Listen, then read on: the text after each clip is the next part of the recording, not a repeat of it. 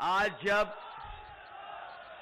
तीसरे चरण का आखिरी दिन था, तीसरे चरण के चुनाव के प्रचार का आखिरी दिन था, मैं अभी कानपुर में समाजवादी पार्टी के प्रत्याशियों के लिए ऐतिहासिक कार्यक्रम कर करके आया हूं और आज का उत्साह देख करके कानपुर के लोगों का मैं कह सकता हूं कि तीसरे चरण में भी वही दोहराया जाएगा जो पहले चरण में हुआ दूसरे चरण में।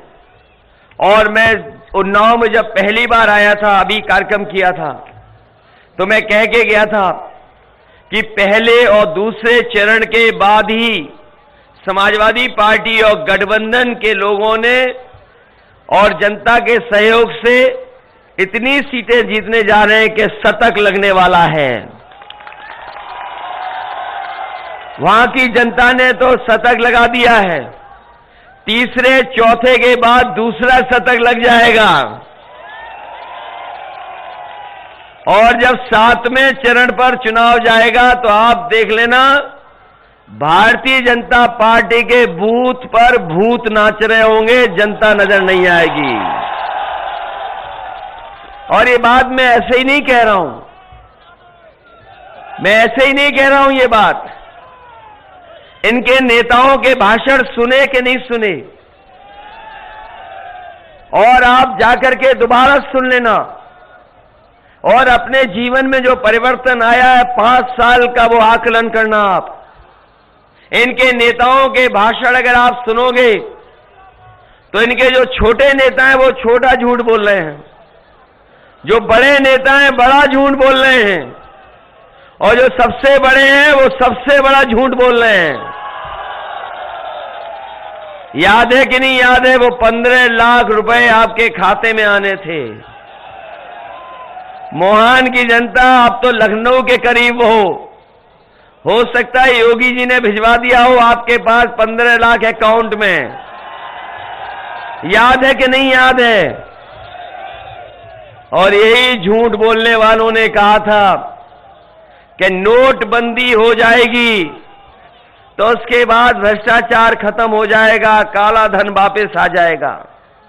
याद है कि नहीं याद है? रुपए बंद हो गए, नए रुपए सबके हाथ में आ गए, लेकिन आज जब देखते हैं तो इस डबल इंजन की सरकार में अगर कोई चीज डबल हुई है तो वो भ्रष्टाचार और महंगाई डबल हुई है। जो लोग काला धन वापस ला रहे थे, अखबार पढ़ा होगा आपने, एक बड़ा व्यापारी उद्योगपति 28 बैंकों का पैसा लेके भाग गया। आप हम लोग अगर 10,000 रुपए भी ले लें, 50,000 रुपए भी बैंक से ले लें, तो बताओ नोटिस आता है कि नहीं आता है नोटिस? क्या आप बैंक का 2 लाख रुपए भी लेके भाग सकते हो? अगर आप 2 लाख रुपए भी हों और ले लिए हों बैंक से, तो आपकी जमीन छिन जाती कि नहीं छिन जाती? मकान छिन जाता है कि नहीं छिन जाता है? आप मोहान से भाग करके लखनऊ जाओगे, पुलिस पकड़ लेगी आपको। लेकिन सोचो आप कभी 28 बैंकों का पैसा लेकर के 22,000 करोड़ से ज्यादा पैसा और भारत छोड़ करके भाग गया, कोई पता नहीं किस देश चला गया है। क्या भारत सरकार की पुलिस पकड़ पा रही है उसको? और ये पहला नहीं भागा है, ये पहला नहीं भागा है। जो लोग जानते होंगे ये कहां के थे उद्योगपति, और जो पहले भागे थे ये मदद तो हमारी बीएड टेट वाले ही कर रहे हैं। ये पढ़े लिखे हैं, ये सब जान रहे हैं बात को। अभी जो भागे हैं 28 बैंक का, वो भी वहीं के थे जहां से पहले लोग पैसे भागे थे। इसलिए मैं आपसे विशेष निवेदन और अपील करने आया हूं कि उत्तर प्रदेश को बचाने का चुनाव है, उत्तर प्रदेश के लोकतंत्र को बचाने का चुनाव है, देश के संविधान को बचाने का चुनाव है। ये कोई छोटा मोटा चुनाव नहीं है, देश की राजनीति को तय करने का चुनाव है। और आपने देखा होगा अभी तक तो छोटे बड़े नेता आ रहे थे झूठ बोलने, अब तो पता लग रहा है दूसरे प्रदेश के भी बड़े बड़े नेता बुलाए जा रहे हैं कि उत्तर प्रदेश में झूठ बोलो। और एक भी नेता महंगाई पे बात नहीं कर रहा है। बताओ, डीजल पेट्रोल महंगा हो गया, उस पर भारतीय जनता पार्टी का एक नेता बोल रहा हो तो बता दो। डीजल महंगा हो गया, पेट्रोल 100 के पार, इनकी सरकार दोबारा आ गई तो 200 पार कर देंगे ये लोग, 200 रुपए में बिकेगा पेट्रोल। ये जो खुले जानवर है जिसके लिए गौशाला बनाई थी, भूखी गाय मर रही हैं और हमारे मुख्यमंत्री जी का प्रिय जानवर सड़क पर घूम रहा है, टक्कर मार रहा है। न जाने कितने लोगों की जान जा चुकी है। कल मैं जब फिरोजाबाद में था वहां बताया कि एक बाप और अपना बेटा लेकर के खेत गया था रखवाली के लिए, रात भर बना रहा। सुबह जब देखा उसने, लौट करके आया तो सांड ने ऐसी टक्कर मारी दोनों को कि दोनों की जान चली गई फिरोजाबाद जिले में। मैं फिरोजाबाद के बाद मैनपुरी पहुंचा, वहां पता लगा सांड से एक बच्चे की जान चली गई। उत्तर प्रदेश में सबसे ज्यादा जाने गई हैं जानवर के टकराने से या एक्सीडेंट से। सरकार कोई मदद नहीं कर रही है और जिनकी जान जा रही वो सब गरीब हैं। वो सब वो लोग हैं जो खेत की रखवाली करते हैं अपने खेत को बचाने के लिए। इनकी सरकार आई, हजारों करोड़ रुपए जाने कौन ले गया और खेत की रखवाली के लिए भी तार किसान को लगाने पड़ रहे हैं। बताओ, आपकी किसी फसल की कीमत ये दे पाए हो तो बताइए आप। इनका संकल्प पत्र पढ़ लेना, पहले पन्ने पे लिखा है कि किसानों की आय दोगुनी हो जाएगी। किसान भाइयों बताओ, आपकी किस पैदावार की दोगुनी हो गई है? किसी फसल की आय बढ़ गई हो तो बताओ। न धान खरीदा गया, न फसल खरीदी गई, लूट हो गई। और जब खाद लेने गए तो खाद क्या मिल गई आपको? डीएपी मिल गई क्या? और बोरी को सही से नाप लेना, तौल लेना। बताओ, चोरी हो गई उसमें से कि नहीं हो गई? ये बीजेपी वाले बहुत पार्ले जी के बिस्किट खाते हैं, वहीं से चोरी सीखी है इन्होंने। हमारे बुजुर्ग जानते होंगे, पहले पार्ले जी का बिस्किट इतना बड़ा आता था पैकेट, याद है कि नहीं याद है? उन्होंने मुनाफा कमाया, रुपया उतना ही रहा लेकिन पैकेट छोटा होता चला गया। आप जाकर के दुकान में पूछना, पहले पार्ले जी का बिस्किट पैकेट कितना बड़ा आता था।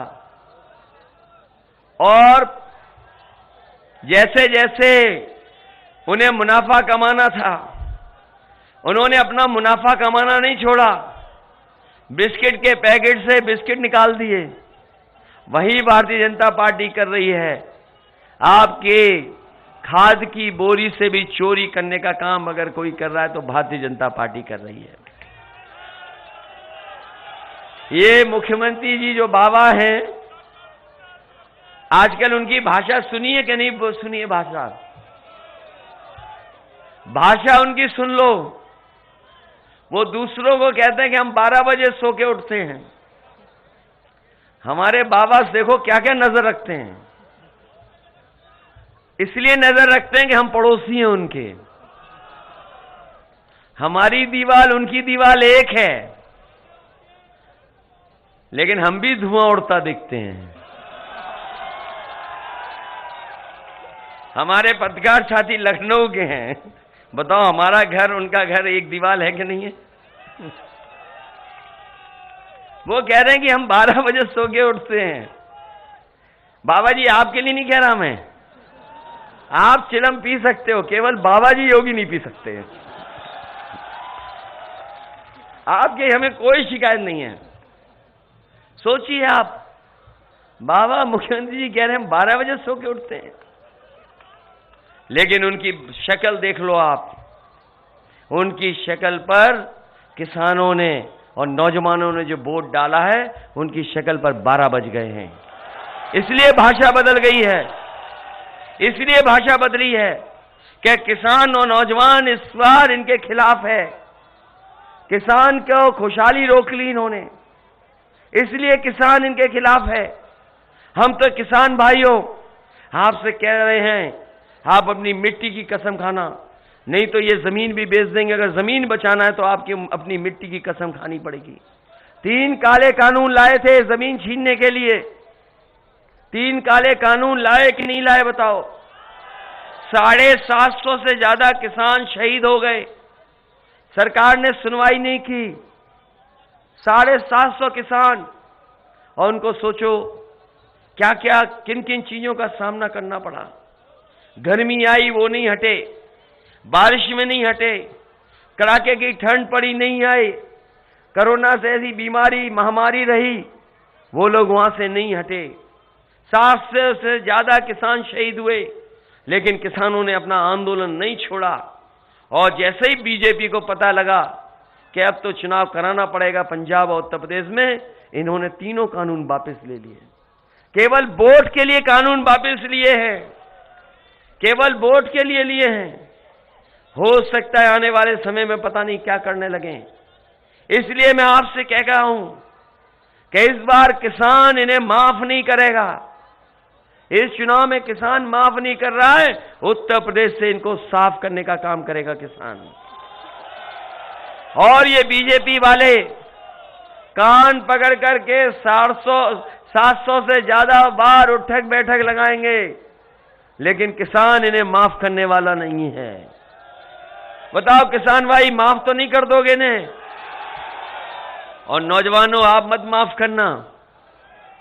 आपको कहा कि हम नौजवानों को 1 करोड़ स्मार्टफोन दे चुके हैं।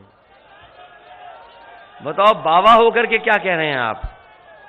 अभी झांसी का भाषण सुन लो आप। झांसी बुंदेलखंड में गए, वो कह रहे कि हम नौजवानों को 1 करोड़ स्मार्टफोन दे चुके हैं।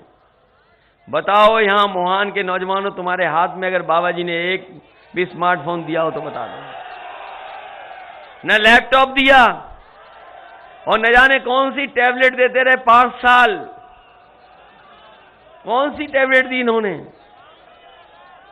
और वो चलाना नहीं जानते, ये भी याद रखना। बाबा जी लैपटॉप नहीं चला पाते हैं। अभी उन्होंने स्मार्टफोन से एक तस्वीर डाली जिसमें खुद पूरब की तरफ देख रहे हैं और जनता पश्चिम की तरफ देख रही है। बताओ नौजवानों, आपने देखी वो तस्वीर कि नहीं देखी? अब पता लग गया कि स्मार्टफोन भी नहीं चला पाते ये। सोचो कैसे मुख्यमंत्री हैं। ये जो एम्बुलेंस चलती थी गरीबों के लिए, ये भी खराब कर दी। ये गांव में एम्बुलेंस पहुंचती थी मदद के लिए। अगर एक्सीडेंट हो जाए, कोई तकलीफ परेशानी आ जाए, दिन में रात में किसी समय, आप लोग गरीब लोग फोन मिलाते थे, एम्बुलेंस आपकी मदद के लिए पहुंचती थी। लेकिन अब ये मदद नहीं पहुंच पा रही। समाजवादी पार्टी ने तय किया है कि अगर हमें एम्बुलेंस दुगनी भी करनी पड़ेगी गरीबों की मदद के लिए, तो एम्बुलेंस की संख्या दुगनी कर करके अपनी गरीबों की मदद करेंगे। ये पुलिस के लिए 100 नंबर बनाया था। ये 100 नंबर पुलिस का बनाया था हम लोगों ने, जिससे पुलिस भी गांव पहुंच करके आपकी मदद करे। झगड़ा हो, लड़ाई हो, पानी को लेकर के कुछ विवाद हो जाए, गांव में घर में किसी तरह का विवाद हो जाए, फोन करने पे पुलिस आपकी मदद के लिए पहुंचती थी। लेकिन जब से 100 नंबर 112 किया है, इन्होंने हमारे उत्तर प्रदेश की पुलिस का भी कबाड़ा कर दिया। कबाड़ा हो गया कि नहीं हो गया? 100 नंबर थी तो अच्छी थी पुलिस, जब से 112 हुई पता नहीं क्या हो गया इस पुलिस को। इसलिए आपसे हम मदद मांगने आए हैं, और वो भी लखनऊ के किनारे की विधानसभा। बताओ, लखनऊ के बिल्कुल किनारे की विधानसभा, आपके बगल से एक्सप्रेस वे जा रहा है कि नहीं जा रहा बताओ? मुझे याद है जब मैं कन्नौज जाता तो आपके क्षेत्र से ही होकर के जाता था मैं। यही पतली सड़क थी, फिर हम ही ने बड़ी की सड़क। अरे तुम वोट दे देना, अपने आप चले जाएंगे बाबा जी गोरखपुर। और ये सब जान गए कि बाबा जी अब रुकने वाले नहीं, गोरखपुर जा रहे हैं। आप देख लेना 3रे चरण और 4थे चरण के बाद तीसरे चरण के बाद ही उनका, और जिस दिन तारीख तय हुई थी, जिस दिन चुनाव की तारीख आई थी, उसी दिन पता नहीं किसने बाबा जी के लिए एक टिकट बना करके भेज दी कि हवाई जहाज यात्रा कर लेना अपने गोरखपुर जाकर के। इसलिए सड़कें कैसी थी, ये बगल में एक्सप्रेस वे बना है, बताओ दुनिया में और देश के, दुनिया के मुकाबले का एक्सप्रेस वे बनाया मैंने। ये आपके बगल से होकर के जाता है, ये लखनऊ से लेकर के आगरा। अभी कोई एक अंधा सांसद आया था बेंगलोर से, जैसे ही सड़क पे चला उसने कहा योगी जी बहुत बहुत धन्यवाद, आपने एक्सप्रेस वे बनाया है। और ये मैं, आप देख लो, बताओ पत्रकार साथियों, बेंगलोर जैसे शहर का, बेंगलोर हमसे 50 साल आगे होगा, बेंगलोर शहर हमसे बहुत आगे होगा। बताओ वहां का एक सांसद जैसे ही आगरा लखनऊ पे चला तो योगी जी को धन्यवाद देता है कि योगी जी धन्यवाद, आपने एक्सप्रेस वे बना दिया। मैंने कहा देख लेना कहीं ये उद्घाटन की पट्टियां न लगा के चला जाए बेंगलोर। आप पूरा एक्सप्रेस वे देख लो, शुरू से लेकर के आखिरी तक हमने अपने नाम की पट्टियां कहीं नहीं लगाई है। कहीं पट्टियां लगाई हो तो बता दो। लेकिन जैसे ही बीजेपी की सरकार आई, जहां शौचालय बने हुए हैं वहां पर बीजेपी ने अपनी पट्टियां लगा दी कि हमने उद्घाटन किया है। आप देख करके आइए इन बातों को। इसलिए आपसे हम निवेदन करने आए हैं कि इधर सुधीर रावत जी हैं, मंत्री भी थे, इनकी मदद करना, इनको जिताना। दूसरी तरफ डॉक्टर अंचल वर्मा हैं, पहली बार चुनाव लड़ रहे हैं आपके क्षेत्र से। वैसे तो बहुत सारे लोग जो मेहनत कर रहे थे, हमारे पुलिस के आईपीएस कहां हैं, आगे आइए, इन्होंने हमारी पोस्टिंग बहुत पहले ही कर दी थी। इन्होंने कहा कि आपकी तैनाती मुख्यमंत्री के पद पर होगी। इसलिए मैं इनसे कहता हूं हरि सिंह कि हमारे पुलिस के बहुत सुधार की जरूरत है, चाहे भत्ता देना हो, मोबाइल का हो, बहुत सारी सुविधाएं देंगे, घर मकान की हो। पहले भी हम लोगों ने किया, हेडक्वार्टर शायद ऐसा कहीं देश में नहीं बना होगा, वर्ल्ड में नहीं है ऐसा हेडक्वार्टर पुलिस यार्ड भी गया, वो भी इतना अच्छा नहीं, इतना अच्छा हेडक्वार्टर बनाया। अभी बहुत सारे काम सुधार करने हैं। कई बार हम देखें एक जीप में 2 सिपाही जा रहे हैं और एक महिला पुलिसकर्मी को बैठा के ले जा रहे हैं।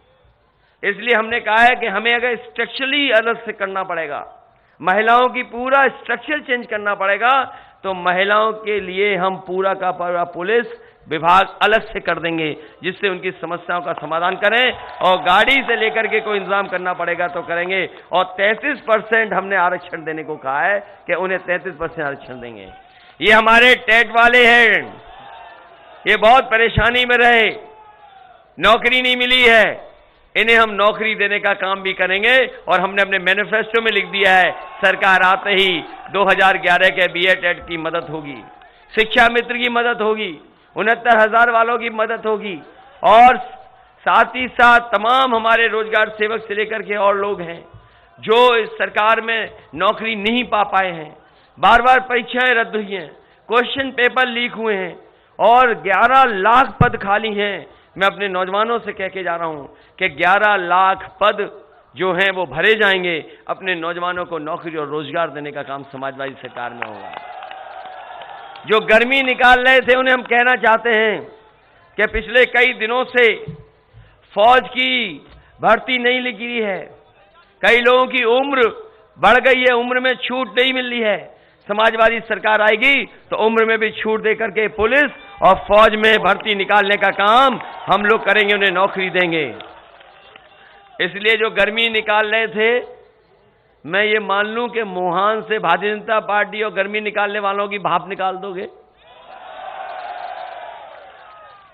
मदद करिए आप। वहीं हम पेंशन को लेकर के 500 रुपए दे रहे थे, इस बार 1,500 रुपया महीना महिलाओं को और साल का 18,000 रुपए उनको मदद करने का काम करेंगे। ये लोग धीरे धीरे सब चीजें प्राइवेट कर रहे हैं, हवाई जहाज बेच दे रहे हैं, हवाई अड्डा बेच दे रहे हैं, पानी के जहाज बेच दे रहे हैं, बंदरगाह बेच दे रहे हैं। रेलगाड़ी बेच रहे हैं, रेलवे स्टेशन की जमीनें बेच दे रहे हैं, सब सरकारी कंपनियां बेच दी। और इसलिए बेच रहे हैं क्योंकि आपने वो कहावत सुनी होगी, पुरानी कहावत है, न रहेगा बांस तो जब सब कुछ प्राइवेट हो जाएगा तो फिर आरक्षण किसको मिलेगा। तो सोचिए, बाबा साहब भीमराव अम्बेडकर जी ने जो हमें अधिकार, सम्मान और आरक्षण दिया था, उसको भी ये खत्म करना चाहते हैं। मैं अपने तमाम हमारे आवेदक हैं, क्योंकि एक हमने आवेदक हरीश चंद जी को बुला लिया, तो ताराचंद राजकुमार जी भी हैं, राजकुमार रावत, विनय चौधरी जी, और एक और छूट रहे हैं इसमें से।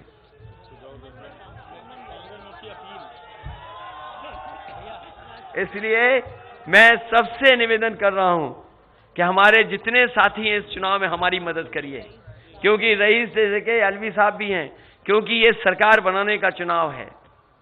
ये विधानसभा को जिताने का तो है ही चुनाव, लेकिन सबसे बड़ा चुनाव है सरकार बनाने का। अगर आप हम लोगों को मौका दोगे तो शिक्षा से लेकर के स्वास्थ्य और उत्तर प्रदेश को कैसे आगे ले जाएं, उस दिशा में हम लोग काम करके दिखाएंगे, जिससे हमारा उत्तर प्रदेश भी आगे बढ़ता हुआ नजर दिखाई दे। इन लोगों ने महंगाई दी है, बेरोजगारी दी है, और उत्तर प्रदेश की हर व्यवस्था को चरमरा गई है। इन्होंने 5 साल उत्तर प्रदेश को पीछे धकेल दिया है, आगे नहीं बढ़ाया, उत्तर प्रदेश को पीछे धकेल दिया। इसलिए उत्तर प्रदेश को बदहाली से खुशहाली की तरफ ले जाने के लिए भी ये चुनाव है। मुझे पूरा भरोसा है कि इस विधानसभा से आचल वर्मा जी के पक्ष में एक एक वोट साइकिल के चिन्ह पर डाल करके आप मदद करेंगे। वहीं हमारे मुन्ना अलवी जी हैं बागरमऊ के, उनका चुनाव चिन्ह साइकिल है, उनकी भी मदद करना, और सुधीर रावत जी की भी मदद कर करके इन्हें विधानसभा में पहुंचा देना, जिससे आने वाले समय में हमारी सरकार बन सके। और उन्नाव के लोगों ने पहले ही तय कर रखा है कि इस बार 6 की 6 सीटें समाजवादी पार्टी के पक्ष में होंगी। और हम अपने नौजवानों को कह के जा रहे हैं, इतना वोट डालना, इतना वोट डालना, और ऐसा सिक्सर मानना कि भारतीय जनता पार्टी वाले बॉल न ढूंढ पाए, बॉल न ढूंढ पाए। और हम लोग तो क्रिकेट वगैरह भी खेल लेते हैं, लेकिन बाबा योगी न बॉलिंग कर पा रहे हैं, न बैटिंग कर पा रहे हैं। क्या वो बॉलिंग बैटिंग कर पाएंगे? इसलिए मदद करिए और सहयोग करिए। मैं बधाई देता हूं विनय चौधरी जी को, जो आज समाजवादी पार्टी में उनके तमाम सहयोगी साथी आए। मैं बहुत बहुत बधाई देता हूं पार्टी में शामिल होने के लिए। एक एक नेता जो मंच पर है, मैं सबका धन्यवाद देता हूं, और मुझे पूरा भरोसा है कि सब लोग मिलकर के इस बार समाजवादी पार्टी की सरकार उत्तर प्रदेश में बनवा देंगे। मैं भरोसा दिलाता हूं कि लखनऊ के करीब की विधानसभा है, विकास में आप लोग पीछे नहीं रहेंगे। विकास हो, योजनाएं हो, या आप तक लाभकारी योजनाओं से मदद पहुंचाने की बात हो, हम लोग आपके बीच में ला करके मदद करने का काम करेंगे। बहुत बहुत बधाई, बहुत बहुत धन्यवाद।